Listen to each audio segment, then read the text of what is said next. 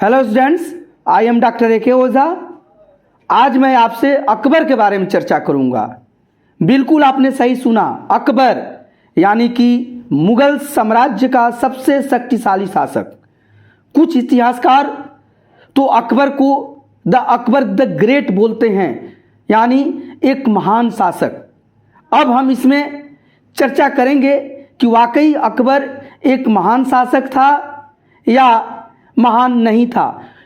कोई भी व्यक्ति कितना महान होता है या उसकी महानता उसके कर्मों में या उसके कार्यों में छिपी होती है। तो फिर अकबर के कार्यों के बारे में हम जानना चाहेंगे।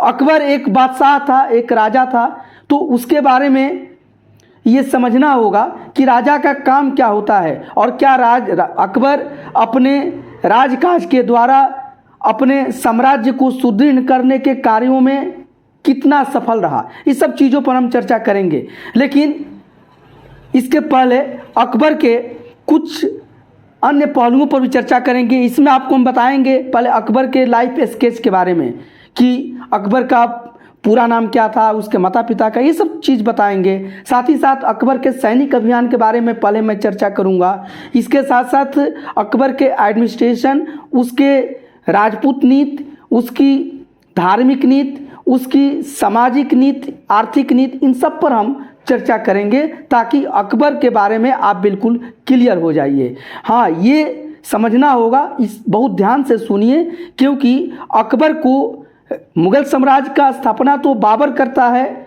और लेकिन बाबर अपने समय में सिर्फ दिल्ली और आगरा पर ही कंट्रोल कर पाता है और उसके आसपास के जगहों पर।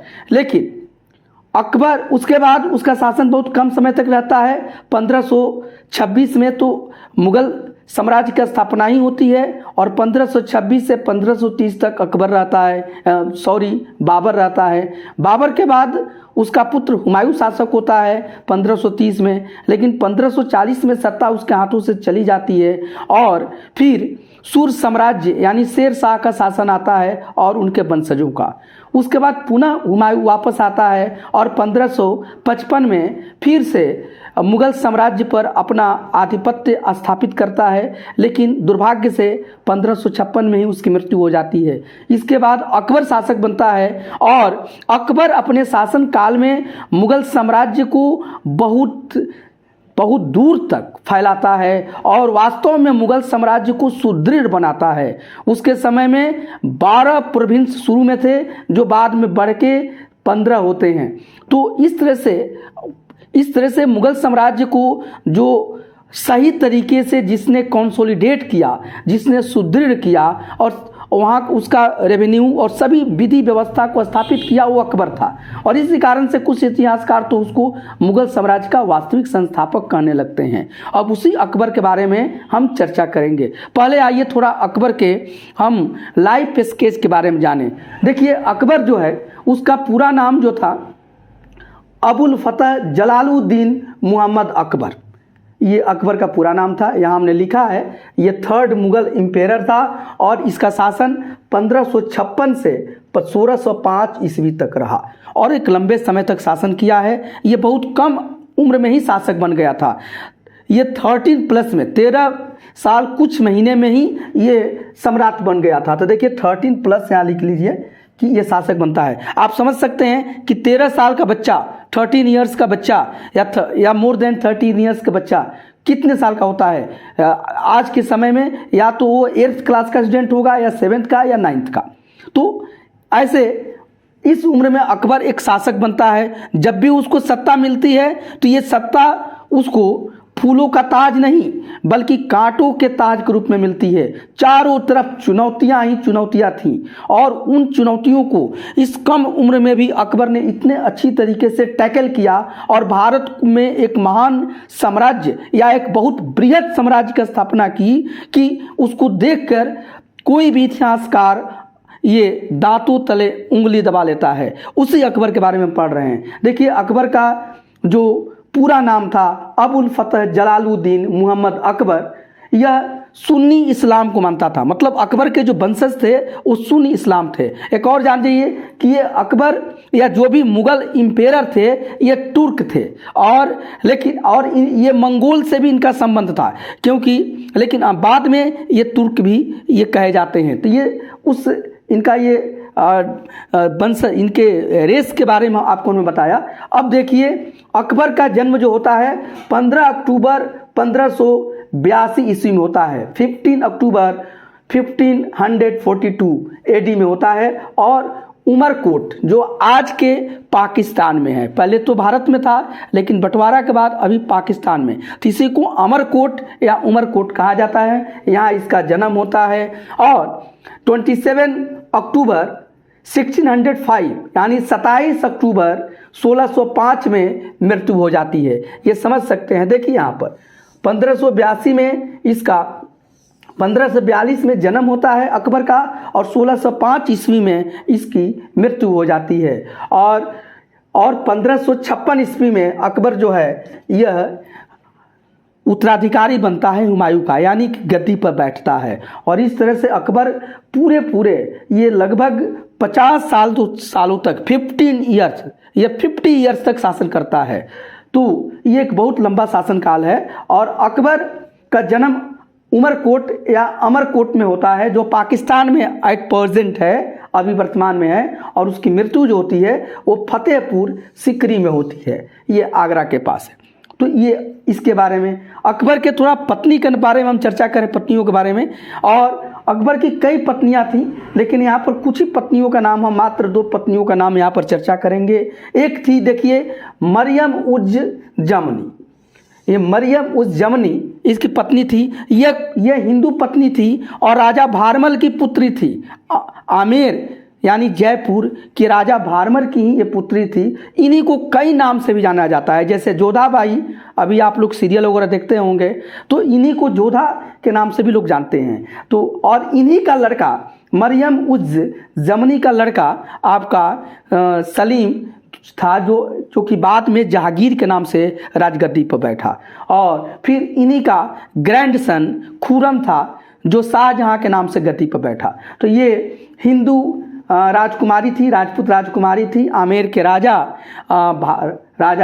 भारमल की ये पुत्री थी। फिर एक पत्नी है सलीमा सुल्तान बेगम, और कई पत्नियां हैं, सभी को अभी जानना जरूरी नहीं है। और ये देखिए उसके पुत्र में जहांगीर, जिसका बचपन का नाम सलीम था, क्योंकि अकबर एक संत सलीम चिश्ती के भक्त था और उसी के नाम पर इसका नाम सलीम रखा था। और अकबर के बाद सलीम शासक बनता है मुगल वंश का और मुगल साम्राज्य का, और उस समय जहांगीर के नाम से शासक होता है। फिर देखिए इनकी पुत्री का नाम है अरम बानू बेगम, फिर शक्र उन निसा बेगम, ये सब इनकी लड़कियां हैं। फिर दानियाल इनके पुत्र का नाम है, और दानियाल मिर्जा कहलाते हैं। मिर्जा तो इन लोगों की टाइटिल है, तो ये इनके पुत्रों के नाम है। और देखिए इसके ग्रैंडसन को भी थोड़ा चर्चा कर लीजिए। शाहजहां, जो बाद में शासक बना, शाहजहां के नाम से, वास्तविक नाम इनका खुरम था। फिर खुसरू, और मिर्जा तीनों की टाइटिल थी, तो खुसरू मिर्जा, शहरयार मिर्जा, परवीज मिर्जा, ये सब इनके ग्रैंडसन थे अकबर के, और अपने ग्रैंडसन से बहुत प्यार करता था। और साथ ही साथ अकबर के पिता का नाम हुमायूं था, आप जानते हैं, और माँ का नाम हमीदा बानू बेगम था। और हमीदा बानू बेगम एक सूफी संत की लड़की थी। एक्चुअली वो सूफी संत जो अकबर के चाचा हैं हिंदाल, उनके ये रिलीजियस टीचर थे। और इसी तरह से अकबर के व्यक्तित्व पर सूफीज़म का भी बहुत बड़ा प्रभाव हमको देखने को मिलता है, तो वो उनकी माँ से आता है।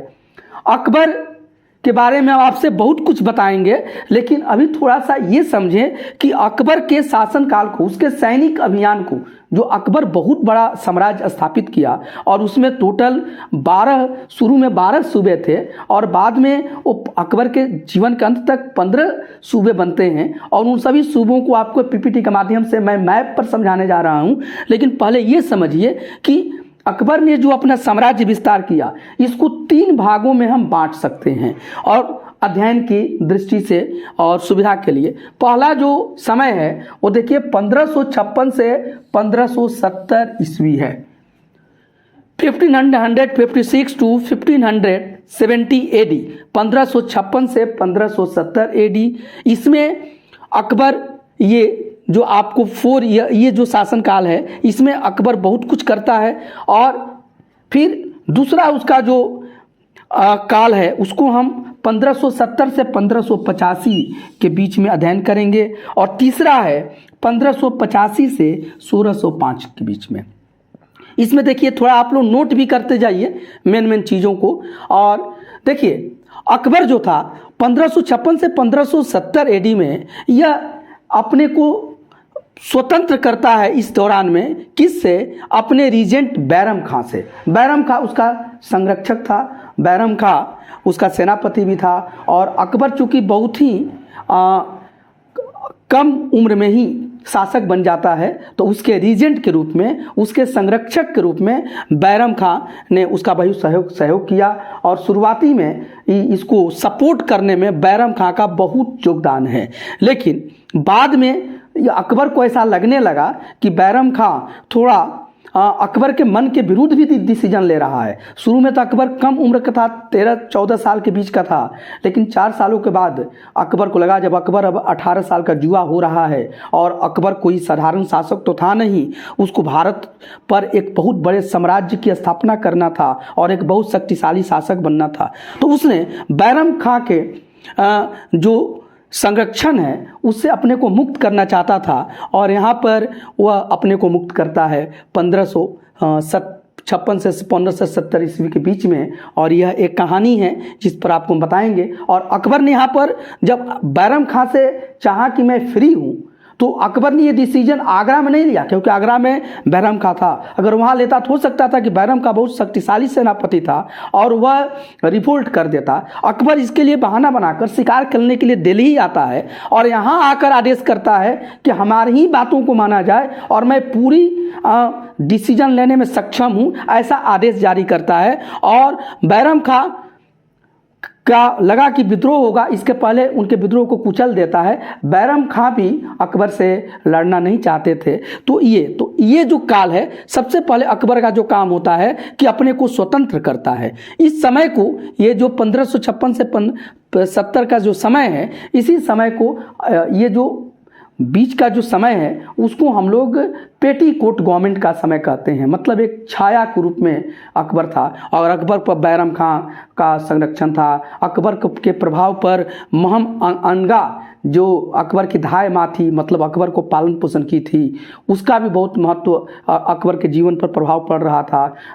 महम अंगा का जो पुत्र था अधम खां, वो भी था तो बहुत बहादुर, लेकिन अपने मन का काम कर रहा था। ये सब लगता था कि नियंत्रण से बाहर जा रहे हैं, तो अकबर ने इन लोगों को कंट्रोल किया है। अधम खां को तो उसने अपने किले से फेंकवा दिया है और कंफर्म होने के लिए पहले 2 बार फेंकवाया कि मरा कि नहीं मरा, क्योंकि वो अकबर के विरुद्ध कुछ काम कर रहा था। तो इस पर आपसे हम चर्चा करेंगे। तो देखिए, फिर अकबर ने जो मिलिट्री कैंपेन अपना लॉन्च करता है वो अगेंस्ट सबसे पहले सूरीज और अफगानों के बीच में। ये देखिए, वही सूरीज और अफगान हैं। अभी इनका समस्या समाप्त नहीं हुआ था और सूरीज और जो भी ये अफगान हैं, ये इन्हीं अफगानों से तो मुगल साम्राज्य को छीना, मतलब मुगल साम्राज्य की इन्हीं के विरुद्ध मुगल साम्राज्य की स्थापना हुई थी। यानी कि जो लोदी था, पानीपत का जो पहला युद्ध हुआ इब्राहिम लोदी के साथ, वो भी तो अफगान थे। तो उनसे बाबर का युद्ध होता है, पानीपत का फर्स्ट युद्ध, और उसमें बाबर विजयी होता है। फिर इसके बाद आप देखिए कि हुमायूं को जो सत्ता हाथ से छोड़नी पड़ी, वह किसके कारण? वह सूरी यानी कि शेरशाह सूर और अफगानों के कारण। ठीक है, तो ये, और अभी भी ये शक्तियां पूरी तरह से कुचली नहीं गई थी और इसको कुचलने का काम अंततः ये अकबर करता है। और अकबर ने एक दूसरी लड़ाई भी, पानीपत की सेकंड लड़ाई अकबर ने लड़ा है 1556 ईस्वी में। और यह लड़ाई अकबर और हेमू के बीच हुआ था। और हेमू आदिल शाह का सेनापति था और कहा जाता था कि उसने कभी कोई युद्ध ही नहीं हारा है और बहुत ही बहादुर था। विक्रम जीत का उपाधि लिया था हेमू। और 1556 में पानीपत की दूसरी लड़ाई होती है। कभी कभी इतिहास में कुछ ऐसे बातें होती हैं जो एक तरह से टर्निंग पॉइंट वो सिद्ध होती हैं। वही पानीपत का युद्ध में हुआ है, और पानीपत के युद्ध में जो ये सूरीज और अफगानों की मैं चर्चा कर रहा हूँ यहाँ पर, और हेमू के साथ जो युद्ध होता है अकबर का, और ये 1556 में युद्ध होता है। बहुत बड़ा चुनौती उसके सामने यह आई थी, और इस चुनौती में एक तरीके से हार चुका था अकबर का सेना। हेमू बहुत मजबूत पड़ता था, लेकिन वो हाथी पर चढ़ के लड़ रहा था, और हाथी पर ऊपर हौदा बांधा जाता था, और कहीं से कोई तीर गया उसके आँख में लगा, वो थोड़ा सा झुका, और सेना समझी हेमू की सेना समझी कि हेमू मारा गया, और वह सेना वहाँ से भाग खड़ी हुई, और इस तरीके से हारी हुई बाजी अकबर के हाथ में चली आई। तो एक तरह से भाग्य ने भी उसका समय समय पर साथ दिया है। फिर अकबर पीछे कहाँ मुड़ के देखने वाला था, और इसके बाद तो वह भारत के विभिन्न प्रांतों को वो विजित करता चला गया। फिर इसके बाद उसने सूरीज और अफगान को अगेंस्ट जो अपना अभियान किया और इनको अपने अधीन किया। इसके बाद वो मालवा और गोंडवाना को जीतता है और वहाँ पर अपना करता है। फिर उसके बाद अकबर को एक और समस्या से उसको लड़ना था, और वह था आपको उसके सौतेले भाई, उसके हाफ ब्रदर मिर्ज़ा हाकिम था, मिर्ज़ा हाकिम ये भी उसको चुनौती दे रहा था और विद्रोही बन गया था। तो उसके विद्रोह को भी अकबर ने बहुत कठिनाई से उसको सप्रेस किया है। फिर इसके साथ उज्बेक से, तो उज्बेक भी अकबर के विरुद्ध अपने सिर उठा रहे थे, तो उनको भी ये सप्रेस किया है। इसके साथ ही साथ देखिए 1568 में अभी जो राजपूत शक्तियाँ थीं वो भी कमज़ोर नहीं थी, और राजपूत में सबसे जो गर्वीले राजपूत थे वो सिसोदिया वंश के थे, और उनकी राजधानी जो मेवाड़ के, और उनकी राजधानी चित्तौड़ थी। तो ये उनको अकबर ने ये 1568 में उसको सीज करता है, मतलब उसको कब्जा करता है चित्तौड़ पर, और 1569 में अकबर जो है रणथंभौर को जीतता है। और फिर हम अकबर की जब राजपूत पॉलिसी पर आएंगे, राजपूत नीति पर, आपको समझाएंगे कि अकबर कितना बुद्धिमत्ता से काम करता है, और पहले राजपूतों को जीतता है और फिर उनको अपना मित्र बना लेता है, उनके साथ वैवाहिक संबंध भी स्थापित करके इन संबंधों को और सुदृढ़ करता है। साथ ही साथ उनको अपने साम्राज्य में उच्च ओहदों पर भेजता है, और उनको काफ़ी मान सम्मान अपने जीवन पर्यंत देता है, जो कि अकबर के साम्राज्य को विस्तार करने में बहुत मदद मिला। और ये राजपूत अपने जी जान अकबर के लिए लगा देते हैं। मात्र एक लास्ट तक राणा प्रताप ही थे जो कभी अकबर की अधीनता को स्वीकार नहीं करते हैं। फिर राणा प्रताप के पुत्र जो थे वो अमर सिंह भी थे, उन्होंने भी अधीनता स्वीकार नहीं किया। बस इन दोनों लोगों को छोड़कर, ये एक राणा प्रताप और उनके पुत्र को, इसके अलावे अकबर जो है सभी को अपने अधीन कर लेता है। हालांकि अमर सिंह जब जहांगीर आते हैं अकबर का पुत्र, तो जहांगीर के समय में अमर सिंह के साथ भी संधि होती है, लेकिन ये वंश था। इसके बाद देखिए 1570 से 1585 का जो अकबर का जो मिलिट्री कैंपेन्स है वो पूरब पश्चिम में गुजरात, पश्चिम में गुजरात, फिर पूरब में बिहार, बंगाल, उड़ीसा तक जाता है, और यहाँ पर अकबर आकर अपना आधिपत्य स्थापित करता है, अपने साम्राज्य को बढ़ाता है। फिर इसके बाद अकबर का जो कंप्लेन होता है, लेकिन कुछ थोड़ा समय इस समय फिर मिर्ज़ा हाकिम जो उसका हाफ ब्रदर था, सौतेला भाई, उसके कारण थोड़ा सा ये कॉम्प्लिकेटेड हो जाता है, जटिल हो जाता है। और मिर्ज़ा हाकिम जब तक जिंदा रहता है अकबर उससे परेशान रहता है, उसके रिवोल्ट को दबा नहीं पाता है, और या कुछ समय के लिए कुछ चलता है, फिर वो परमानेंट शांत नहीं होता है, उसके मृत्यु के बाद ही होता है।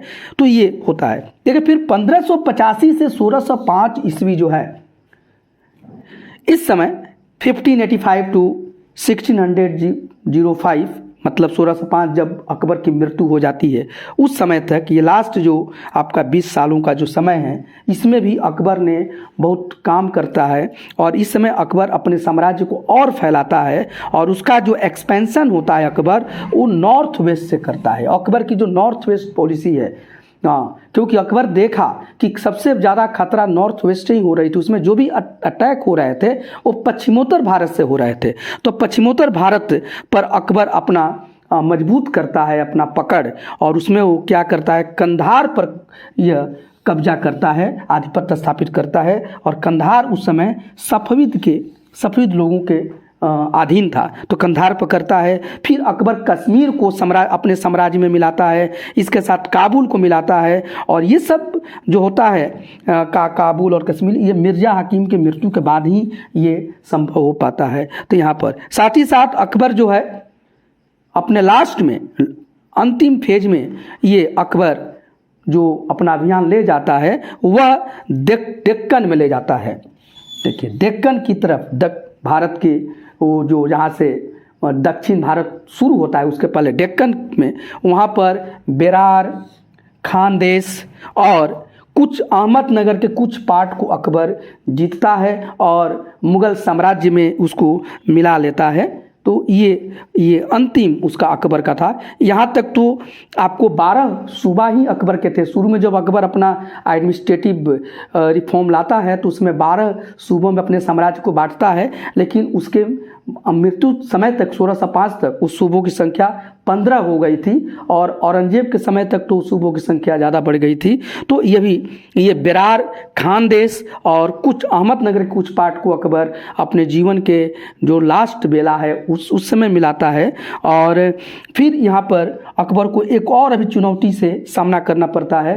वो चुनौती और कोई नहीं दे रहा था, उसका अपना पुत्र सलीम, यानी वही जहांगीर जो अकबर के बाद शासक बनता है, उसने भी विद्रोह कर दिया था। तो उस विद्रोह से भी अकबर काफ़ी परेशान हुआ था, लेकिन अंततः उसको भी वो मैनेज करता है, उस विद्रोह को दबाता है। और इस तरह से अकबर का ये सैनिक अभियान है, इसको आपको हम एक पीपीटी के माध्यम से हम समझाएंगे।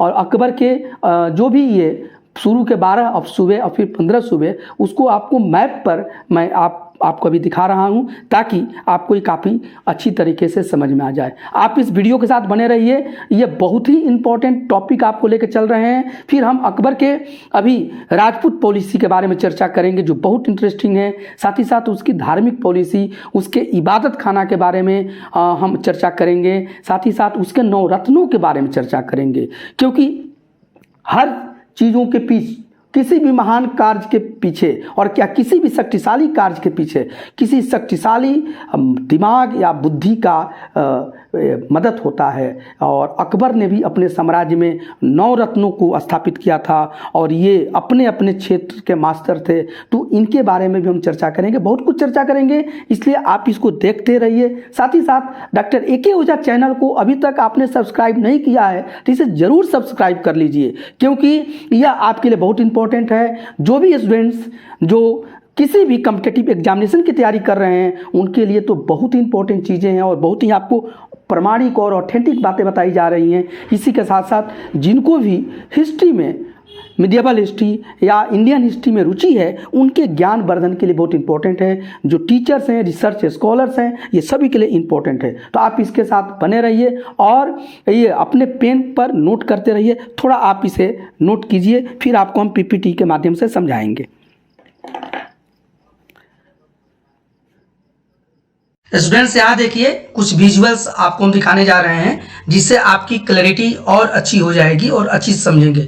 ये देखिए अकबर है और अकबर का ये युवा अवस्था का, यंगहुड का उसका पिक्चर है और ऐसा ही अकबर देखने में लगता था और इसी तरह से उसका वेशभूषा होता था। आगे बढ़िए और ये देखिए, ये अकबर के समय में ये मुगल साम्राज्य था और अकबर के अंडर में इतने जो साइडेड एरिया है वहां तक अकबर ने शासन स्थापित किया था। आप देखते हैं पश्चिमोत्तर में देखिए काबुल है, कंधार है, फिर उत्तर में कश्मीर है, ये लाहौर, मुल्तान, अजमेर, ये सभी अकबर के अंतर्गत ये शासन में आते थे।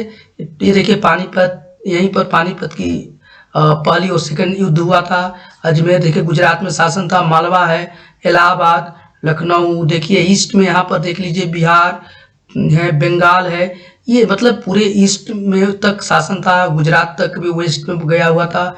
नॉर्थ देख रहे हैं कश्मीर है, ये देखिए नॉर्थ वेस्ट यानी पश्चिमोत्तर भारत में उसका शासन है। साथ ही साथ देखिए ये टोटल 12 सूबे थे इनिशियली और लास्ट में अकबर जो है ये खानदेश, बेरार और अहमदनगर के कुछ पार्ट आप देख सकते हैं, कुछ ही अहमदनगर बाहर भी है तो कुछ पार्ट अहमदनगर के, इस तरह से 15 सूबे अकबर के होते हैं। अब आगे बढ़िए, ये देखिए फतेहपुर सीकरी है और अकबर ने आगरा के ही वेस्ट पे इसको बनाया है लाल पत्थर से, खूब खूबसूरत, यहाँ से वो शासन करता था। आगे बढ़िए, ये देखिए इबादत खाना है और 1575 में अकबर ने इबादत खाना टेम्पल बनाया, जहाँ पर सभी धर्मों के अनुयायी आते थे और वहाँ से अकबर धर्म पर विचार विमर्श करता था। इसके आगे थोड़ा देखिए, ये अकबर अपने ओल्ड एज में ऐसा दिखता था और रिलीजियस देखिए हाथ में ये माला भी है, तो ये अकबर है। फिर आगे बढ़िए, ये देखिए अकबर की सैन्य टुकड़ी ऐसा होती थी और उस समय के जो शासक होते थे वो सैन्य संचालन भी करते थे। यहाँ देखिए अकबर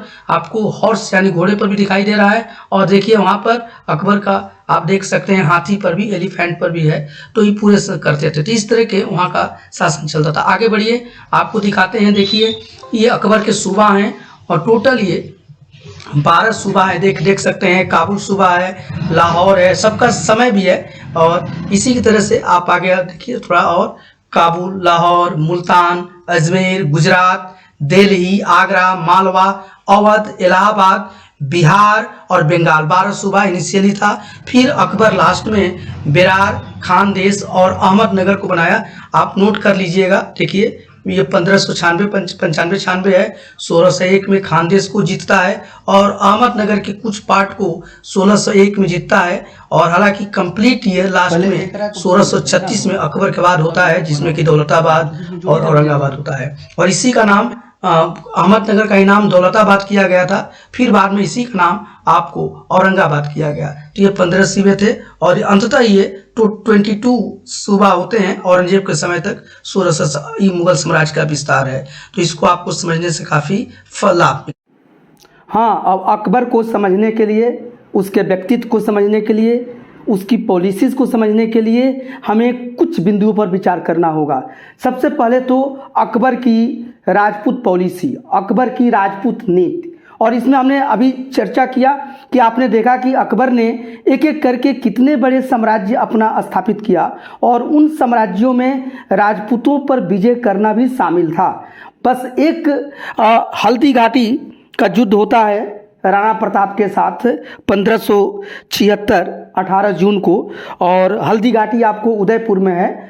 और यह जो युद्ध हुआ था अकबर और महाराणा प्रताप के साथ हुआ था, लेकिन इसका नेतृत्व किए थे मान सिंह, जो अकबर के सेनापति थे और वो आमेर के राजपूत शासक थे, तो उन्होंने किया था। और इस युद्ध में अंततः तो राणा प्रताप को अपने राज्य को खोना पड़ा, हालांकि बाद में वो इसे प्राप्त भी कर लेते हैं और कुंभलगढ़ राजधानी बनाते हैं। लेकिन बस इसी एक राणा प्रताप जो सिसोदिया वंश से संबंधित थे और उनके पुत्र अमर सिंह, यही अकबर की अधीनता स्वीकार नहीं करते हैं और इनको ये लोग लड़ते रहते हैं अकबर के जीवन पर्यंत। लेकिन बाकी सभी राजपूत शासक अकबर के साथ मिल जाते हैं। जैसे देखिए जो भारमर हैं, उन्होंने अपनी पुत्री का शादी 1562 ईस्वी में 1562 एडी में अकबर से उन्होंने शादी कर दिया। उन्होंने स्वेच्छा से शादी किया और उस समय अकबर जयपुर से लौट रहे थे, नहीं अजमेर से लौट रहे थे, और उसके बाद रास्ते में मिलते हैं और उनसे वो शादी का प्रस्ताव रखते हैं। फिर 1570 और उसके आगे अकबर जैसलमेर और बीकानेर के राजकुमारियों के साथ शादी करता है और इस तरह से वह पहला शासक है या एक तरह से महत्वपूर्ण शासक है जो भारत में हिंदुओं के साथ और विशेष करके राजपूतों के साथ वैवाहिक संबंध स्थापित करता है। लेकिन एक बात यहाँ समझने वाली है कि अकबर ने कभी इसे कोई शर्त नहीं थोपा, बल्कि स्वेच्छा से जो राजपूत शासक उसकी लड़की से शादी करना चाहते थे उन्हीं से वो करता था।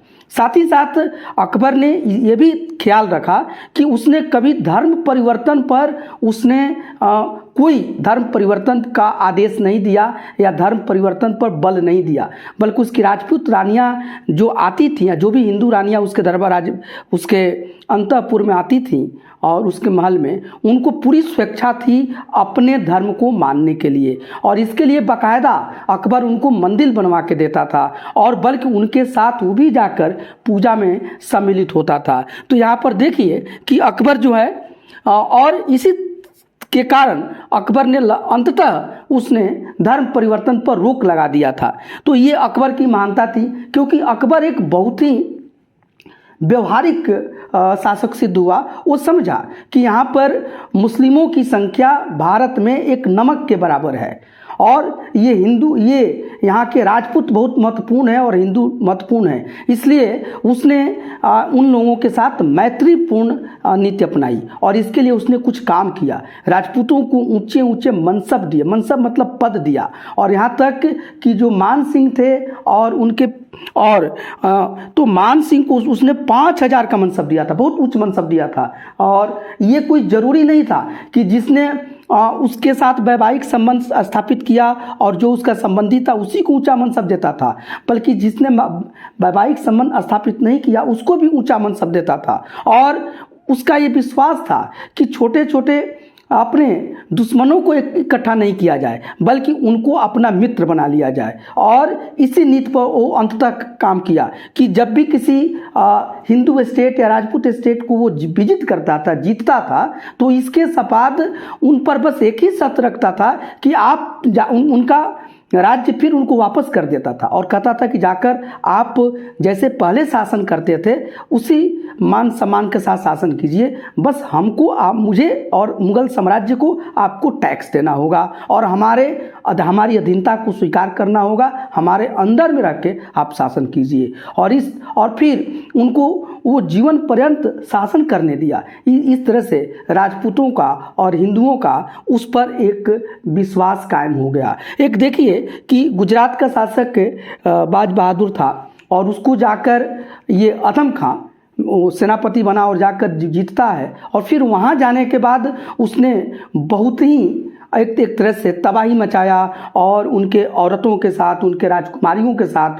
वह एक तरीके से बलात्कार किया और बलपूर्वक व्यवहार किया, व्यभिचार किया। लेकिन अकबर ने अदम खां को वहाँ से बुला लिया और उसको बाद में तो उसको दंड भी दिया है, उसको किले से ही फेंकवा दिया था।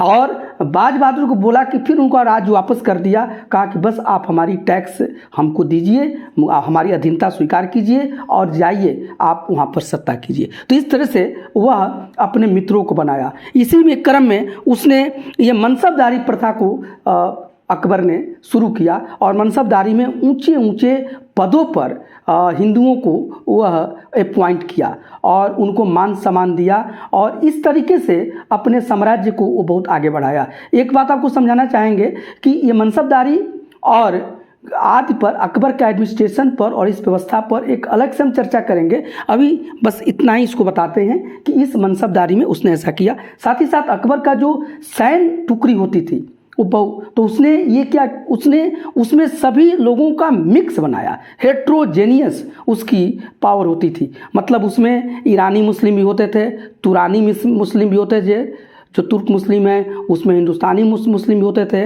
अफगानी मुस्लिम भी होते थे और हिंदुस्तानी भी और हिंदू भी होते थे, और सबको मिलाकर करता था, क्योंकि कभी भी इन लोगों में एक तरह से एक नस्लीय एकता की भावना पैदा न हो। यहाँ तक कि अपनी एडमिनिस्ट्रेशन में ये जो सूबेदार रखता था और जो मनसबदार रखता था, मनसबदार के पास रेवेन्यू की ताकत होती थी और सूबेदार के पास मिलिट्री पावर होती थी, और हमेशा एक दूसरे के विरोधी को ही रखता था, और इस तरीके से अपने साम्राज्य को वह बहुत ही बखूबी चला रहा था। तो ये अकबर के राजपूत पॉलिसी के बारे में आपको बताए। अकबर हालांकि अकबर पढ़ा लिखा तो था नहीं, और क्योंकि उसको पढ़ने का मौका ही नहीं मिला है, और अकबर का लालन पालन भी उसके चाचा के पास ही हुआ है, कामरान के पास, और उसे मात्र सैनिक कुछ शिक्षा ही मिली थी, और बहुत कम समय में 13 साल कुछ महीने में वो शासक बन जाता है, तो उसको पढ़ने का मौका तो मिलता नहीं है। लेकिन फिर भी अकबर निरक्षर था, लेकिन इलिटरेट, लेकिन अकबर का ज्ञान बहुत ज़्यादा था, क्योंकि अकबर की लाइब्रेरी में 24,000 पुस्तकें होती थी। देखिए यहाँ पर हमने लिखा है, वो लाइब्रेरी रखता था और 24,000 पुस्तकें, और अच्छे अच्छे विद्वानों को बुलाकर वह सभी किताबों का करीब अध्ययन करता था और उनसे चर्चा करता था, और इस तरीके से अकबर ने काफ़ी ज्ञान भी हासिल कर लिया था। अकबर अपने दरबार में, अपने कोर्ट में 9 रत्न की बहाली किया था, और ये 9 रत्न बहुत महत्वपूर्ण थे, और ये काफ़ी बुद्धिमान और अपने अपने क्षेत्र के दक्ष लोग थे, और अकबर को ये बहुत सुंदर सलाह देते थे। अकबर इनसे विचार विमर्श करता था और तब अपने पॉलिसीज़ को इम्प्लीमेंट करता था। और देखिए नवरत्नों को आपको बता रहे हैं, नवरत्न यानी कि 9 ज्वेल्स। ये तो 9 ज्वेल्स में सबसे पहले देखिए ये बीरबल हैं जिनका नाम महेश दास था और ये अकबर के एडवाइज़र थे। एक तरह से ये विदूषक भी थे। अकबर और बीरबल की खिस्सा आप लोगों ने बहुत सुना होगा, तो ये अकबर के थे। हालांकि ये सैन्य कार्य में भी ये भाग लेते थे और सैन्य अभियान में ही इनकी मृत्यु हो गई थी बीरबल की, तो ये बीरबल थे। फिर ये देखिए अबुल फजल और फैजी, इनके नवरत्नों में ये शामिल थे। एक्चुअली ये दोनों शेख मुबारक के संपुत्र थे और अबुल फजल ने ही अकबरनामा लिखा था। एक्चुअली ये अकबरनामा ये अकबर के आदेश पर ही लिखा गया था और इसमें अकबर के बारे में और अकबर के शासनकाल के बारे में सभी प्रमुख जानकारियां हैं। तो इस अकबरनामा का रचना हुआ था। फैजी जो अबुल फजल के भाई थे और ये दोनों ये शेख मुबारक के पुत्र थे। तो फैजी भी विद्वान व्यक्ति थे और कवि थे और ये अकबर के बच्चों को पढ़ाते थे। इसी तरह से देखिए तानसेन, इनका नाम तनु मिश्रा था और तानसेन बहुत ही उस समय के सुंदर संगीतज्ञ थे, म्यूजिशियन थे और सिंगर थे। तो बहुत सुंदर ये गाना गाते थे। कई रागों की रचना तानसेन के द्वारा हुई है जो अकबर के दरबार का शोभा बढ़ाते थे। देखिए अब्दुल रहीम खान ए खाना, अब्दुल रहीम खान ए खाना बैरम खां के ही पुत्र थे और बैरम खां को जाने के बाद उनके पुत्र को बहुत इज्जत के साथ अकबर ने अपने दरबार में रखा और ये बहुत सुंदर पोएट भी थे और इनकी जो माता थी वो एक तरह से कृष्ण लिनियज से संबंधित थी। इन पर कृष्ण का भक्ति भी था। तो आप अब्दुल रहीम खान खाना का आप बहुत सुंदर आप कविताएं आप पढ़ाई भी किए होंगे। तो ये इनके दरबार में थे और अकबर के बहुत सुंदर सलाहकार भी थे। टोडरमल, ये टोडरमल जो थे राजा टोडरमल, इन सबको उन्होंने टाइटल दिया था, राजा टोडरमल बोलता था और ये रेवेन्यू के ज्ञाता थे। तो शेर शाह के समय में भी थे लेकिन फिर अकबर उनको लाते हैं, ये पूरी भूमि का पैमाइश कराते हैं। उस समय का एक तरह से ये रेवेन्यू और वित्त मंत्री थे, फाइनेंस मिनिस्टर थे, जैसे आज के निर्मला सीतारमण हैं। तो उसी तरीके से ये वित्त मंत्री भी थे राजा टोडरमल और ये वित्त के मामले में, फाइनेंस के बारे में, रेवेन्यू के मामले में बहुत दक्ष व्यक्ति थे। तो ये काम करते थे। राजा मान सिंह अकबर का प्रधान सेनापति भी थे। इनको 5000 मनसब का पद दिया गया था, 5000 ही कहा जाता था मनसब। फकीर अजुद्दीन या अजुद्दीन थे, ये एक सूफी फ़कीर थे और अकबर के दरबार में रहते थे। जैसा कि हमने बताया कि अकबर की जो माँ थी हमीदा बानो बेगम, वो भी सूफी संत से की ही पुत्री थी। तो अकबर पर सूफीज़म का बहुत हम प्रभाव देखते हैं। साथ ही साथ देखिए मुल्ला दो प्याजा, ये भी अकबर के सलाहकार थे, एडवाइज़र थे और ये लोग हमेशा अकबर को उचित सलाह देते थे और इससे अकबर अपने साम्राज्य को विस्तार करने में बहुत ही उसको मदद मिला। ये लोग सैनिक कार्रवाइयों में भी भाग लेते थे।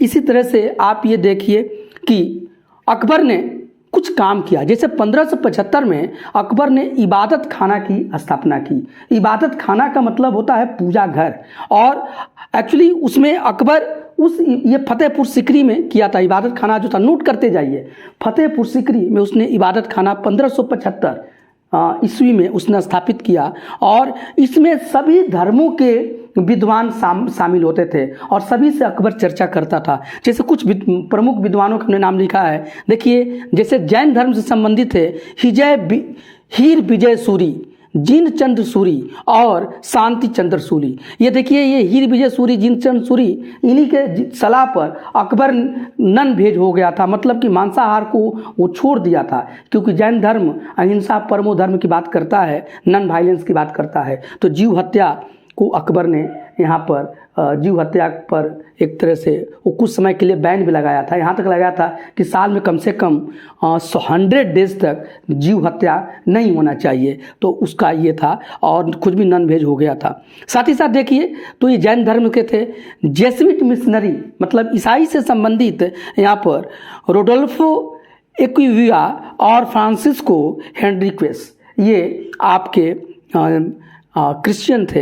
इसके बाद देखिए जोरास्ट्रियन मतलब पारसी धर्म से संबंधित यहाँ पर दस्तूर मेहर जी राणा, ये गुजरात के थे, वो आकर भाग लेते थे।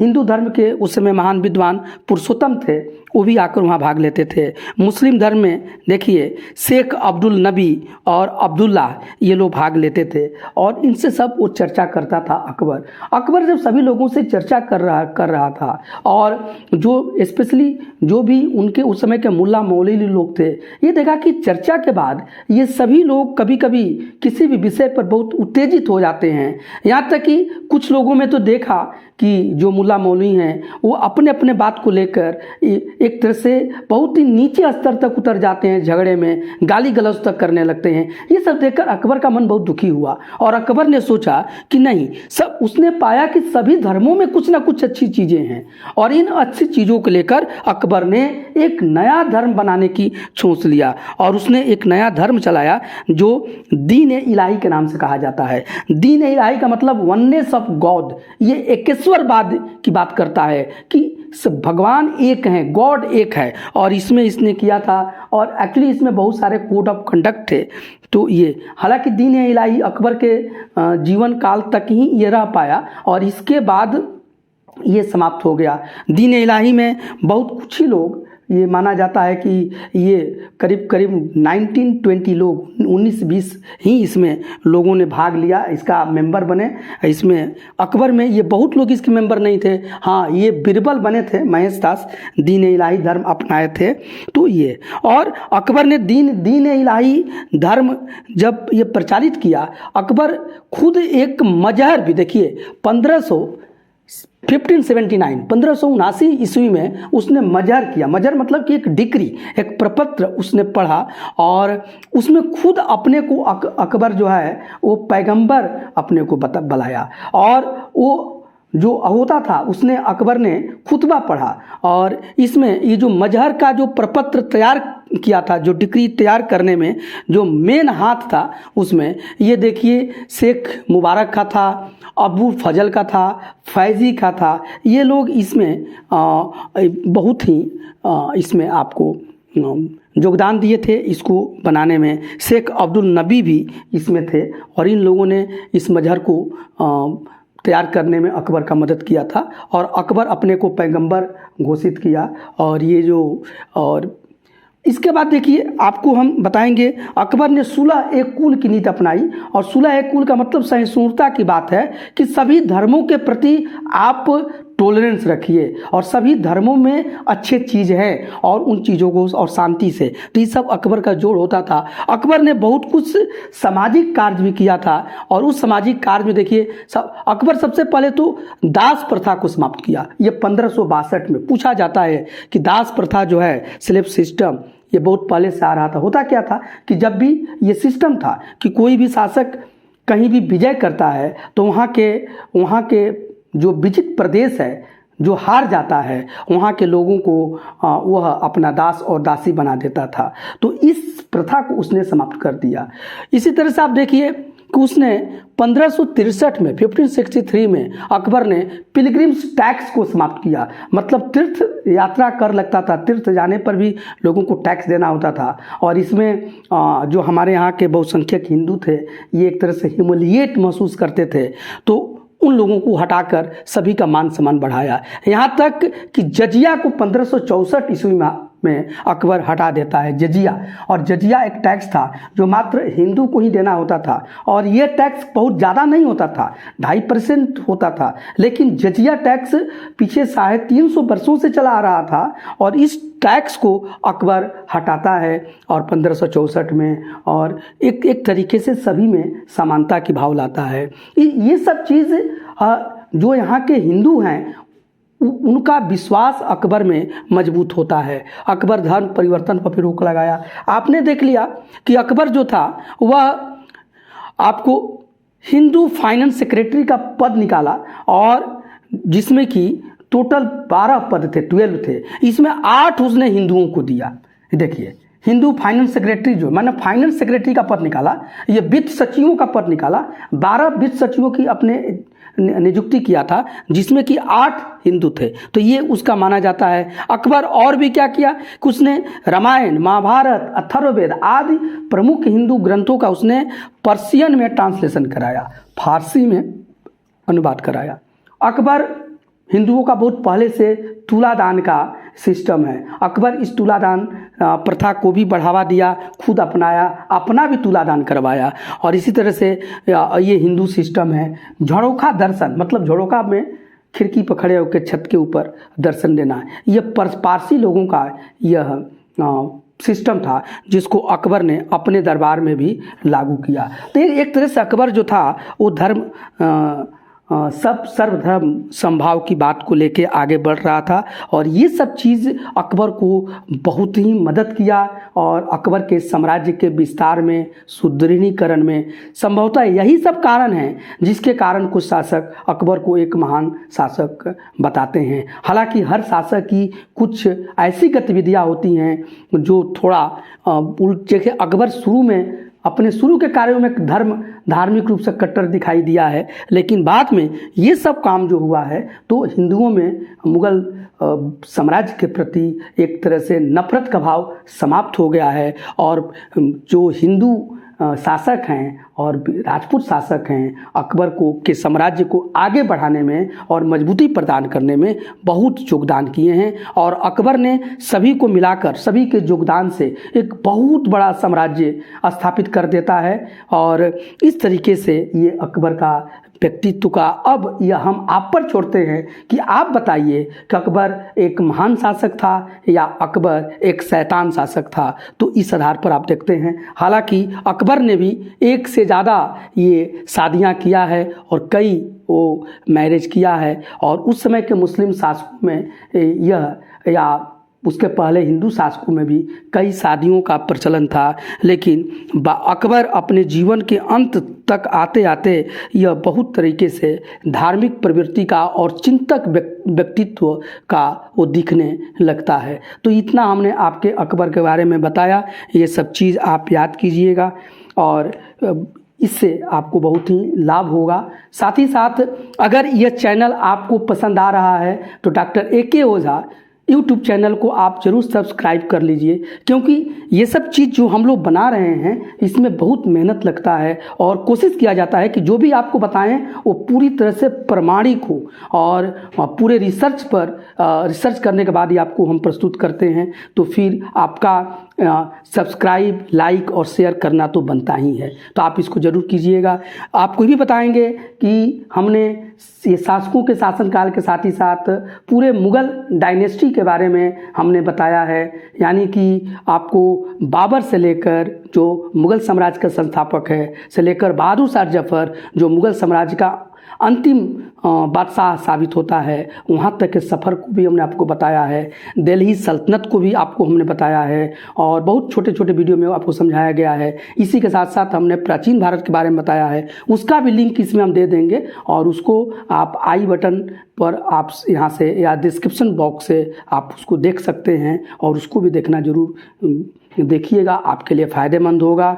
और इसी के साथ आज का ये वीडियो हम यहाँ पर रोक रहे हैं, लेकिन फिर इसके आगे हम जागीर के बारे में बताएंगे और शाहजहां और बाकी शासकों के बारे में। इसलिए इस चैनल के साथ आप बने रहिए। एक और आपसे रिक्वेस्ट है कि जब भी आप ये वीडियो देखिए तो अगर आप स्टूडेंट हैं और किसी कॉम्पिटिटिव एग्ज़ाम या किसी एकेडमिक एग्ज़ाम की तैयारी कर रहे हैं तो आपके साथ पेन और पेपर ज़रूर होना चाहिए, क्योंकि संभव नहीं है कि सभी चीज़ों को एक बोर्ड पर ही लिखा जाए। इसलिए बहुत चीज़ें हम लोग पढ़ाते समय बोलते हैं तो आप उसको नोट करते जाइए। यहाँ भी जो मैं पढ़ा रहा हूँ तो आप उसको नोट कीजिए, आपको बहुत ही इससे बेनिफिट होगा।